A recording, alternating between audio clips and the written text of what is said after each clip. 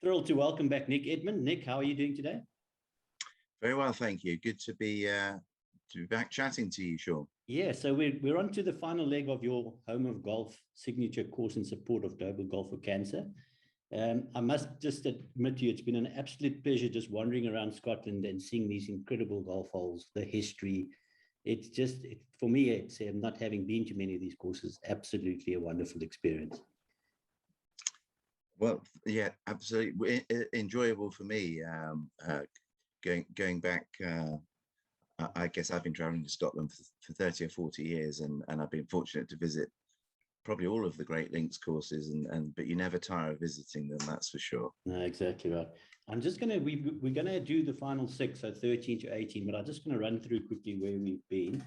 So the first hole was Macrahanish, what a starting hole. And then we went to the second at Castle Stewart, the third at Siskin, the fourth at Cruden Bay, the fifth at Macri, the sixth at Carnoustie, what a golf hole. Not to be unbiased, but I have been there. And then the seventh at Western Gales, and then the notorious postage stamp at Royal Troon. And one of my, which is soon becoming my picture perfect, is the Durness, the ninth there. What a spectacular golf hole. And then you couldn't have excluded Trump Turnbury, the 10th there. And then we're back at Royal Troon, the railway hole at the 11th, and then the majestic 12th at King's Barnes. So we're going to move on to your 13th. And before we start, I don't know if you've done this intentionally, but you're taking us to the 13th oldest golf course in the world for your 13th hole. Was that intentional? No, it wasn't. No, it wasn't my intention. No, there's going to be a few ancient links courses between the 13th and the 18th. But I don't tend to think of North Berwick as the most ancient. Well, literally, but of course, they're 12 links older, but it certainly has that ancient feel about it. No, North Berwick has the most extraordinary collection of golf holes. Holes that have been copied around the world, holes that they've been copied, but you know, they're very hard to improve on the original. And the 13th, I'm not sure anyone would try and copy the 13th. This is the hole. It's called the Pit, but it's famous for a wall, an ancient stone wall that runs along the left side of the fairway and continues to run as the green is on the other side of the wall. So in other words, you're driving down the fairway. You want to hug the left side close to the wall because that is the best way of approaching the hole. If you go too far to the right, you've got to play directly over the wall, and the green is very narrow from that approach. Having said that, there are bunkers down the left side of the fairway. So again, the challenge is to how close can you get to the bunkers to give yourself a good approach. But the approach is just enormous fun, playing literally over an old stone wall to a narrow slither of a green. There is a mound between what the green sits between the wall and a sand dune, and as I say, it's a very narrow green. If you climb to the top of that dune, by the way, behind to the left side of the green, the view, not towards the wall, but the view, well, towards the wall, you're looking over the links, but the other view, right along the coast, beautiful beach. North Berwick's not famous for its beach because it's so famous for so many other things, as I say, and we're going to be visiting another unique golf hole at North Berwick very shortly. But the view, as I say, just clamber up that dune and have a look along that coast, and you'll see why North Berwick is probably just about the most popular links course in Scotland. Wow. I love the comment that Ken Brown, the famous commentator, he says, "Don't argue with the wall. It's older than you are." It's definitely going to be older than you are. That's right. Exactly. Yeah. Okay, we're going to move on to, this is a fantastic golf hole. It's called Foxy, and you've taken us to Royal Dornock. Talk us through Foxy. Royal Dornock, I'm taking you to the Star of the North, as it's sometimes been called. It's not the most northerly golf course in Scotland, but it's certainly the most northerly of the great golf courses. And it was to go there was often considered a pilgrimage, particularly when traveling there was a lot harder than it is now. It is actually only an hour north of Inverness, Dornock is, and there's pretty good airports at Inverness. So Dornock is very easily visited, and so many people have wanted to go there because it's truly a magical links. The town of Dornock is magical. I remember saying Dornock should actually be spelt differently. It shouldn't be called just Royal Dornock. It should be called Royal Dornock, because you mention that name Dornock and everybody, the first comment is, it's just one of those extraordinarily special places. Possibly the most natural links. Again, a very ancient links. I mean, golf was reputedly, according to records, has been played there since 1616. Whether there was a real golf course there is probably pushing it, but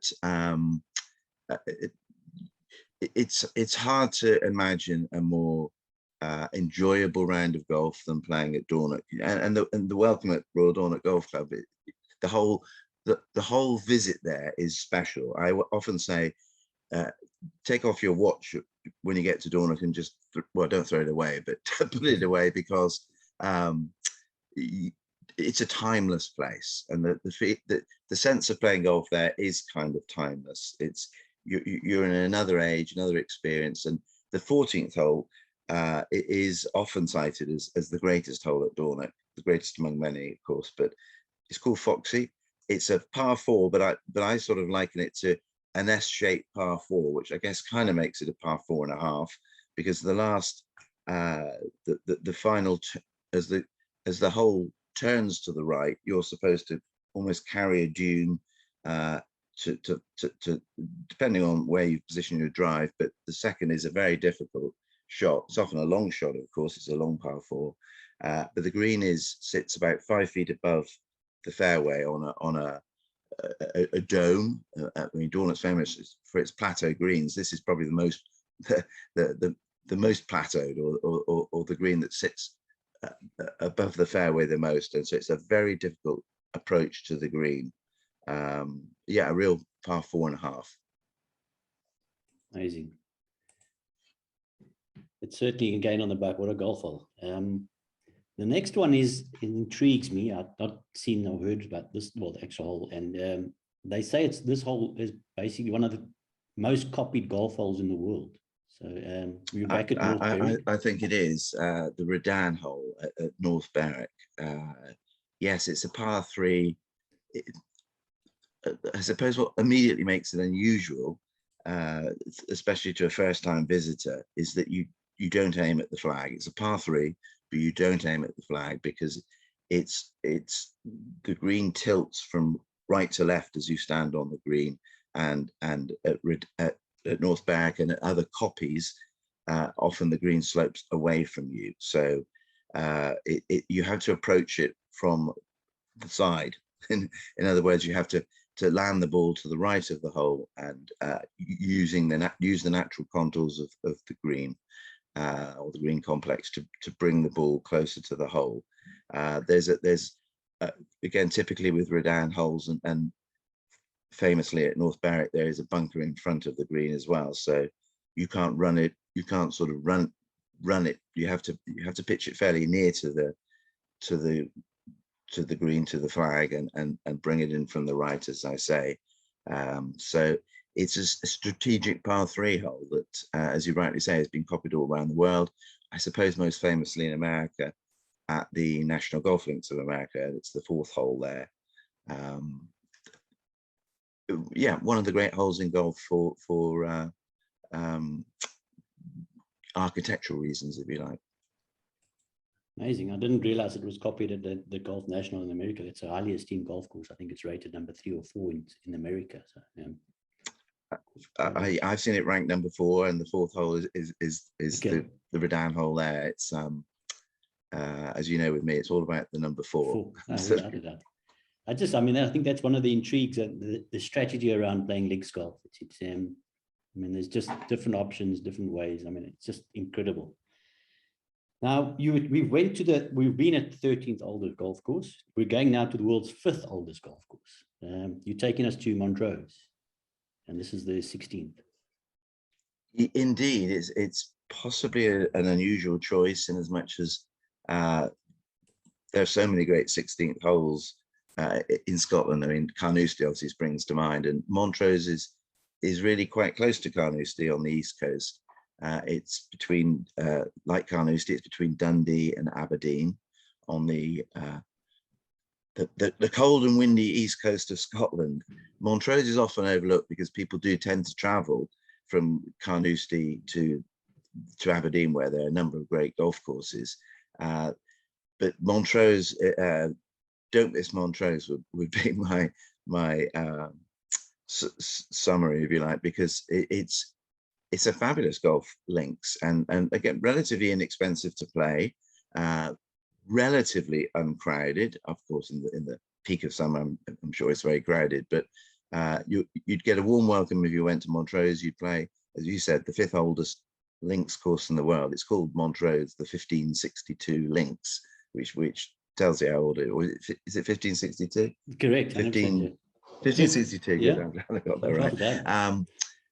And the 16th is a very long par 3. But to me, you take it. Well, if you're playing into the wind, you're taking everything off the tee. But you've got to avoid a few bunkers, and you've got to avoid the gorse on the left of the green. But once you make the green, you think you've accomplished a lot. But it's, to me, what really makes the hole is the green itself.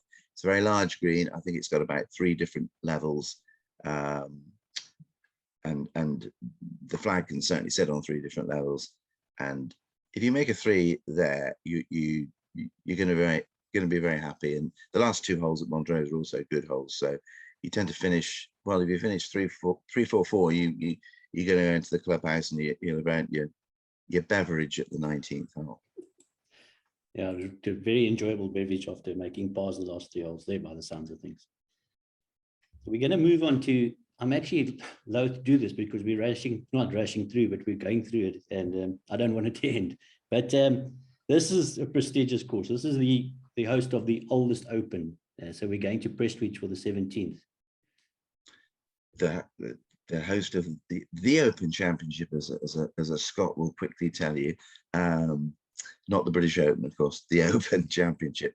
You're right. It was, I think it's the first 12 Opens were played at Prestwick, beginning in 1860.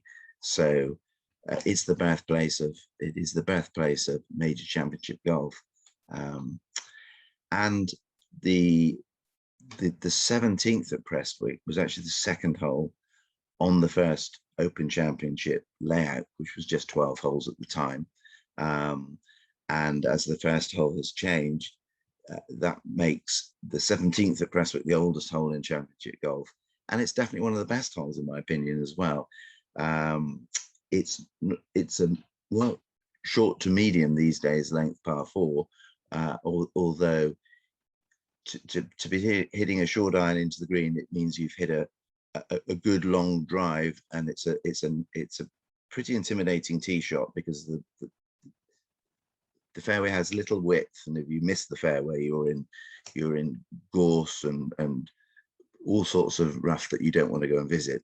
But anyway, if you have found the middle of the fairway, you've then got one of the most interesting approach shots in the world of golf, as well as historic. And the hole is called the Alps, which tells you might be, well, you're not literally going over a mountain, but you're going over a mountainous dune. You're going over a tall dune with a blind approach to the green. So you can see none of the green. You have a marker post that shows you the direction that you need to hit your shot. If you haven't done your homework, or if you haven't played it before, you need to know that there is a very large bunker at the other side of the dune before you reach the green. So you've got to carry it an extra 40 yards or so over the dune to reach the green. The bunker's called the Sahara. So we've got the Alps, we've got the Sahara. It's like a tour of the world here, isn't it? Yeah. And again, it's a fascinating, very sloping green. Some people don't like blind golf holes, but as somebody once said, it's only blind to somebody who had a memory once you've played it the first time.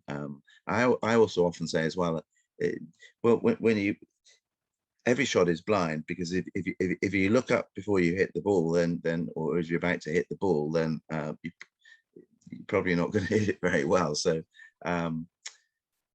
no, I mean, to me, it's part of the fascination of golf, and I'm glad we've got a blind hole within the 18 Scottish golf holes, because it wouldn't feel like Scotland if you didn't have that bit of traditional links golf quirkiness, call it what you like, but Yeah. to me, it's what makes golf in Scotland fascinating. Amazing. I'd quite like the statement Ernie else says, because of the history around the club, the first Open Championship, he says it's one of the best golfing experiences in the world. I mean, when you talk of a play of that quality. Well, I'm very, very fortunate to be a member at Prestwick. I've been a member, well, for several years now, and I live in London, so it's very hard to get to. Well, I'm doing a lot of traveling still, growing the Global Golf for Cancer campaign, so I don't get to Prestwick nearly as often as I'd like to, but every time I visit, it's special. From the arrival, the welcome, the lunch experience, of course, which a lot of people talk about. The whole, that sense of history, you feel you're going to bump into old Tom Morris when you wander the links of Prestwick. So it's like a living golfing museum. Amazing. So Nick, we almost at the end of this beautiful journey through Scotland and the links of Scotland. Just to end where we end, I mean, I don't think anyone could fault this choice. I mean, the prestige, the history, the aura of this place is just a perfect way to end this journey. Indeed, St Andrews, the home of golf. We're finishing by going home. No, we are going to the most famous golf links on the planet, possibly the oldest links, certainly the most, well, that sense of history of it. I've talked about Prestwick. I mean, if anywhere can match or surpass Prestwick, of course, it is St Andrews. And because Prestwick has long been considered just not capable of holding a modern Open Championship. Well, it's almost 100 years since the Open was last at Prestwick. I think it was 1926. So St Andrews has staged the most Open Championships, and of course the most recent, when Cam Smith defeated Rory McIlroy. It felt like a head-to-head battle, but yeah, it's impossible to separate Open Championship history and St Andrews. It's hard to not mention them in the same sentence. And when I think of St Andrews, I do think of that 18th hole, the finish, the setting, and I suppose especially the setting of the green. It's a wonderful stage, and it's not the easy. It's a short par 4. It's potentially drivable depending on the climatic conditions, the weather conditions, but you've got the Valley of Sin in front of the green, so quite often you've got to play an interesting pitch to the green. It plays, I suppose, if our 14th at Dornock was a par 4.5, this plays like a par 3.5. It is a par 4, but it's a real birdie opportunity. But of course, birdieing the final hole at St Andrews is never going to be straightforward, is it? And it's as I say, you're often to make your birdie, you've got to find the best way to reach the hole through maybe pitching over the Valley of Sin, especially today's wedge control. But I can still remember that incredible pitch and run Nick Faldo hold in the 1990 Open at St Andrews. I think it was in the second round, and he played a classic Scottish pitch and run shot into the hole for an eagle too. But also, I can't think of the 18th hole at St Andrews without mentioning my hero Seve. His win in 1984 produced probably the most exciting, certainly the most visually dramatic celebration in golf when Seve won the Open Championship. Seve called it the happiest moment in his life, and of course, he was following on from the people who won the Open Championship, St Andrews. Immediately before him, Jack Nicklaus had won the previous 2 Opens at St Andrews, and he was followed by Nick Faldo. Tiger Woods, of course, has since won the Open there. And if you go back, Bobby Jones won the Open Championship at St Andrews. And Bobby Jones, Jack Nicklaus, Seve, Tiger, I'm sure would say that St Andrews, winning the Open at St Andrews is the ultimate achievement in golf. And so the 18th green, it's a fitting place to end our round, I think, because that's where some of the greatest memories in golf have occurred. And yeah, there's nowhere like St Andrews. It's as simple as that. There is absolute no doubt. That's, I mean, absolutely incredible. Just a few of the memories. No, and it's important to me personally as well. If I can add that, the Global Golf for Cancer campaign at St Andrews, I had 3 of my 4 cancer situations when I visited St Andrews, and my 2 surgeons who'd operated on me 3 times had saved my life 3 times. They operated on me for my head and neck cancer. They flew out from London and they joined me as I walked into St Andrews with my golf clubs, walked into St Andrews on St Andrews Day, and standing on the Swilcan Bridge, which of course stands between the 18th and the first fairways, with them was, yeah, the happiest moment in the most significant moment. I better not say the happiest moment in my life because my wife might hear this, but no, it was the proudest moment in my life. How about that? Stand on the 4th hole at St Andrews and well, to visit St Andrews and fly our flag there for cancer fighters worldwide. That was my proudest moment and a significant moment for the campaign. And you must be very proud of what you're doing, Nick. It's an incredible project, and I hope what we've done here will create a bit more awareness, and people will watch the video and enjoy it. And I've certainly enjoyed the journey with you. And I want to wish you well with Global Golf for Cancer. We're going to try to do our best to give you a bit of a shout out. Try to do our best here in South Africa to fly the flag if we can. It's greatly appreciated, Sean. I'm going to be, as we speak, I think, I'm going to be visiting South Africa. Well, I'll be there this time. I'll be there this time next week.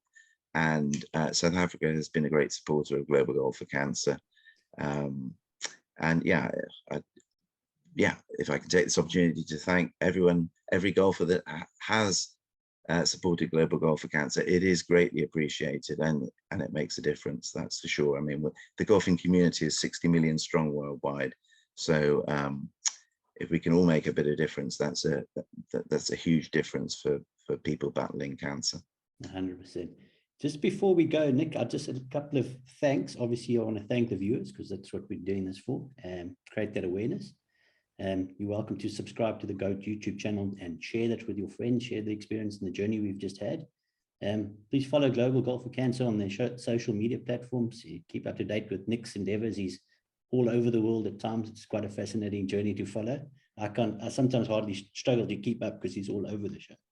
And then just thanks again to David Cannon and Kevin Murray for providing some of the footage and the photos, and it's really appreciated.